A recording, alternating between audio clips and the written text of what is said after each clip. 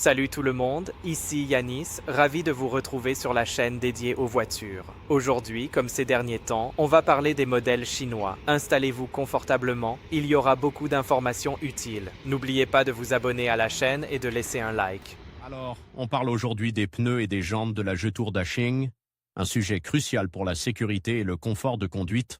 Commençons par l'équipement standard des jantes. La Jetour Dashing, selon la finition et l'année de production, est équipée de jantes d'un certain diamètre, généralement en alliage, léger pour un meilleur rapport poids-résistance. Il est important de vérifier précisément la taille de vos jantes sur votre carte grise ou sur le manuel du propriétaire. On ne parle pas seulement du diamètre, mais aussi de la largeur de la jante, exprimée en pouces, et de son anthrax, qui correspond à la distance entre les trous de fixation des boulons.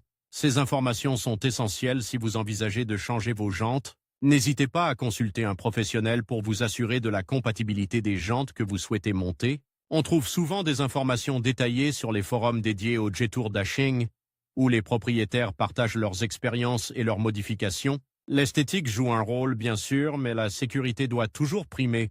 Des jantes mal adaptées peuvent engendrer des problèmes de tenue de route, voire des risques d'accident. Passons maintenant au rapport standard des pneus. Ce rapport, souvent indiqué comme XUK, définit la largeur du pneu, X en millimètres, et le profil I, qui représente le rapport, hauteur-largeur du pneu, exprimé en pourcentage. Par exemple, un pneu 215-55 R17 indique une largeur de 215 mm, un profil de 55%, ce qui signifie que la hauteur du flanc est de 55% de sa largeur, et un diamètre de jante de 17 pouces. Ce rapport est crucial pour l'adhérence, le confort et la consommation de carburant.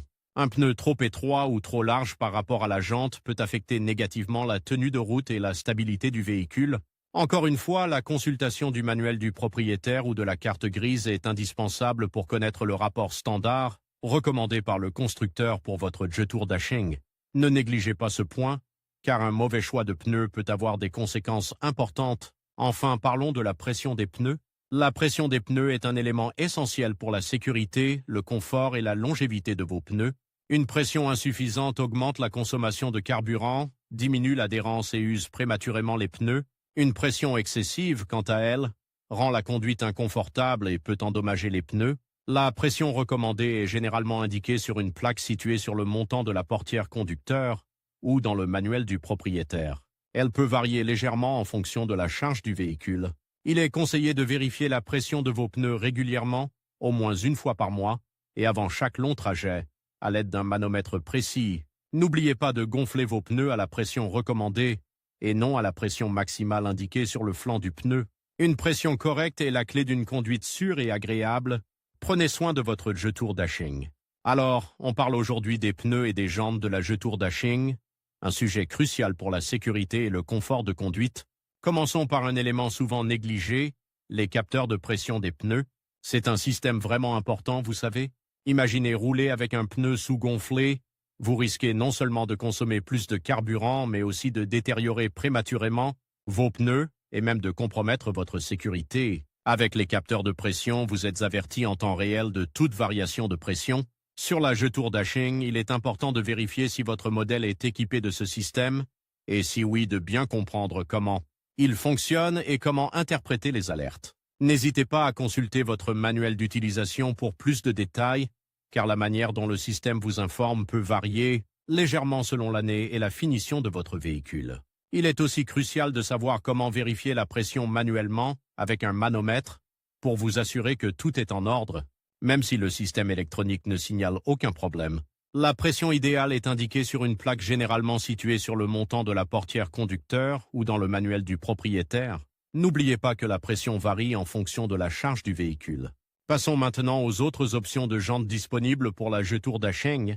Il existe un marché important de jantes après-vente, offrant une large gamme de styles et de finitions. Mais attention, le choix d'une jante n'est pas anodin.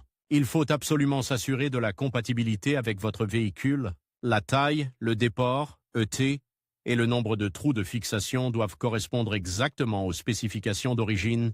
Une jante incompatible peut endommager vos freins, votre suspension, voire même compromettre la stabilité de votre véhicule. Avant tout achat, je vous conseille fortement de vérifier ces paramètres avec précision. Vous pouvez trouver ces informations sur votre carte grise ou sur la plaque signalétique de votre véhicule. N'hésitez pas à consulter un professionnel pour vous assurer de faire le bon choix. Il existe des sites internet et des applications qui vous permettent de trouver des jantes compatibles avec votre modèle de jetour dashing, ce qui peut vous faciliter grandement la tâche. Pensez aussi à l'esthétique. Choisissez une jante qui correspond à votre style et à celui de votre voiture. Enfin, parlons des pneus. Au-delà de la taille qui doit bien sûr correspondre aux spécifications d'origine de votre jetour dashing, il faut prendre en compte le type de pneus. Il existe des pneus été, des pneus hiver et des pneus toute saison. Le choix dépendra de votre climat et de vos habitudes de conduite. Les pneus été offrent une meilleure adhérence sur route sèche et par temps chaud. Les pneus hiver sont conçus pour la neige et le verglas et les pneus toute saison représentent un compromis. La profondeur des sculptures est aussi un élément important à surveiller. Une profondeur insuffisante réduit l'adhérence et augmente le risque d'aquaplaning. Il est recommandé de changer ces pneus lorsque la profondeur des sculptures atteint la limite légale, généralement de 2 mm. N'oubliez pas que des pneus en bon état sont essentiels pour votre sécurité et votre confort de conduite.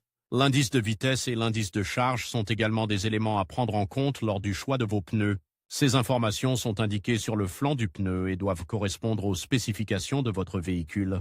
Encore une fois, n'hésitez pas à demander conseil à un professionnel pour choisir les pneus les mieux adaptés à vos besoins.